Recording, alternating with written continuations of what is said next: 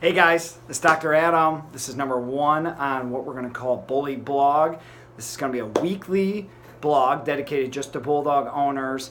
And the idea here is to give you guys some good tips, go over some common subjects you as bully owners are going to hear at the vet, and hopefully avoid some preventable issues going to the vet.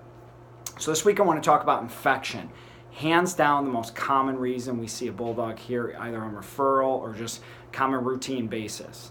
So, 2 things I want you guys to think about when it comes to infection: yeast and bacteria. Yeast and bacteria are always secondary. Always. Yeast and bacteria like a hot, humid environment, and in a hot, humid environment, that's where they're going to flourish and create their infection. So, infection's always being secondary. The question should always be, what's the predisposing cause? Why did my Bulldog get yet another infection? Why do I keep getting the cephalexin and ear meds and powders for the paws? So I want you guys to think about the 2 A's. The 2 most common predisposing causes for yeast and bacterial infections in Bulldogs is going to be anatomy and allergies.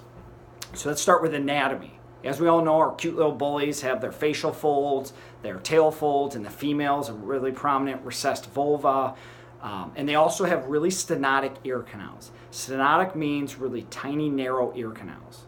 So all of those things I just described retain moisture and heat. And again, that's why yeast and bacteria love it. So rather than be reactive and wait for an issue to happen, be proactive. Starting as a puppy, I want you to have 2 things. I want you to have a good ear drying solution, and I want you to have good drying wipes. Now, some recommendations: Malachite wipes, Ketoseb wipes, almost like Stridex pads. And then the ear stuff, anything with propylene glycol. So get rid of the term cleaning, because when you're cleaning the ear, you're too late. You want to proactively get some drying solution that'll prevent an issue. So with that being said, you have those 2 things. You get in a routine of using those.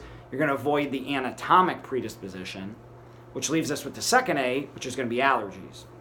Allergies, as we all know, go hand in hand with Bulldogs. Now, unlike humans with allergies, where we have an inhalant allergy, it's going to be little hivey skin, scratchy throat, red eyes, or in a GI case, if we have a food allergy, it's going to be maybe bloating or vomiting, diarrhea, nausea.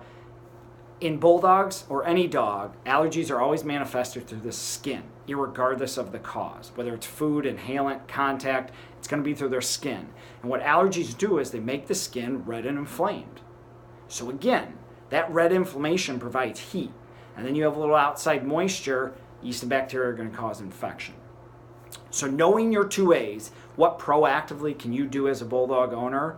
You see your Bulldog itching and scratching, you can assume they have an allergy. Get to your vet, address that allergy, and in future blogs we can discuss the ways to go about isolating what kind of allergy they have and how we're going to go about managing it. So address that allergy and then proactively start doing stuff about those folds and those ear canals, and I bet you're going to avoid a lot of those future infections. But hold yourself and hold your vet accountable. You get diagnosed with an ear infection, skin infection, tail fold infection.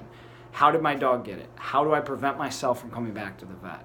So hopefully that helps, guys. I'm looking really forward to this bully blog. This is going to be a weekly, informative thing for you guys. And like it, share it. It's going to be awesome. So take care, guys.